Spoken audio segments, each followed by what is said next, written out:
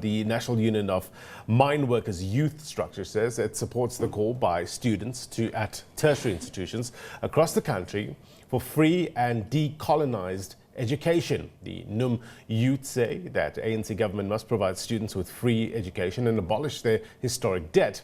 The structure's National Secretary Bonginkosi Mkasi says government cannot spend billions on State Capture Commission of Inquiry while failing to prioritise education. Mkasi joins me now live via Zoom to tell us more. So thank you very much indeed for your time.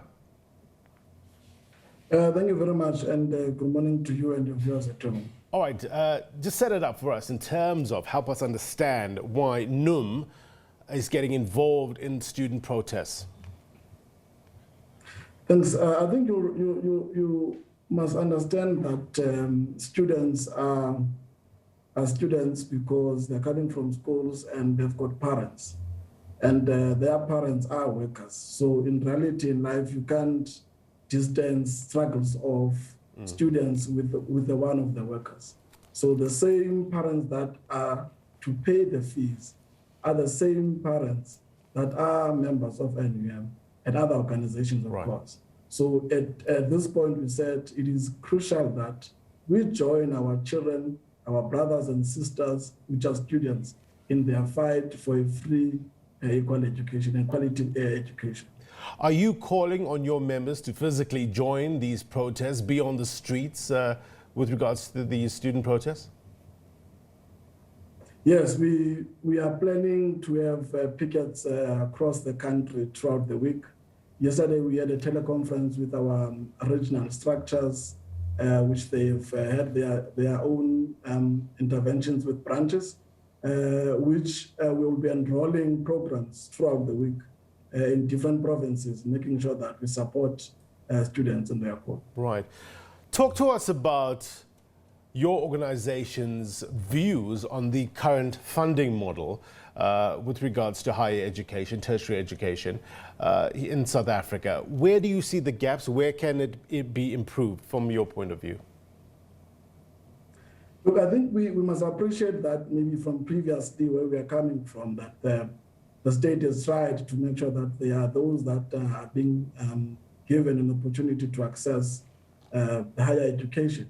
But we think currently we need a system that will be able to cater majority of Black students to enter in these varsities. Currently, you find that most Black students only end their school at grade 12, and they can't move from grade 12 to varsities, colleges, because of funds back in their homes. So we say that the best way it is to create a system that will give these Black students an opportunity to compete with their white counterparts in making sure they get quality education within the country. And that can be done if ever government can take young people serious by providing monies that are going to take care of a sustainable education system within the country. Not these things of government going around, if ever they need assistance to people, then you'll see them going each and every corner of the country and then promise everyone that this will happen. But when the time of implementation, you find that no one is there to speak. You are only made to speak to officials. If ministers are to come to you, they will be wishy-washy with their responses, not able to take decisions. So we need a government that will have that will in making sure that they put education first, especially for the young ones.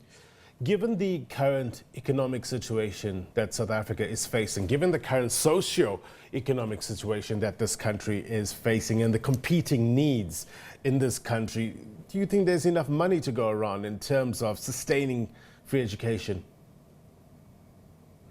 Look, if ever we did not have money, you were to see the reduce of utilization of flights by the same ministers and members of parliament, but you don't see that. You'll see that the same ministers are still using BMWs. Presidents are still using luxury cars. They are still living a luxury life whilst we are told that the country is struggling. So if really there was no money, They were to start in reducing on all of those issues in making sure that we're safe. But we don't see government doing that thing. We see only government dealing with workers. You just know that Tito Mboweni has pronounced that there won't be increase for workers. So that can't be correct. There is money that is there, but the same government wants to utilize the same money for their own benefits and their own projects that won't benefit the same citizens, especially the young people within the country. So we are calling for government that to make sure that young people are put at the first line in making sure that they see the benefits of this democracy. It can't be that after so much years, you still struggle and talk of free education, whilst Black students are left alone in townships, in rural areas to suffer. And then they are living luxury lives. So we want them to start to take us serious. They've been calling investment summits all over the country. They've been raising money to do other things. But we don't see government saying, let's come together and raise money to make sure that youngsters, students, are going through and getting access to higher education in this country.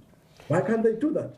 We've got so many companies that are here making billions of money and they're left alone. No one is touching them. They utilize the money as they wish, buying companies outside this country with the same money that was to assist a Black student that is currently struggling at a township. Mr. Mkasi, we thank you very much indeed for your time. Be well. Thank you very much. All right, that was Bonginkosi Mkasi there talking to us about the National Union of Mineworkers youth structure supporting the call by students at tertiary institutions across the country for free and decolonized education. Let's stay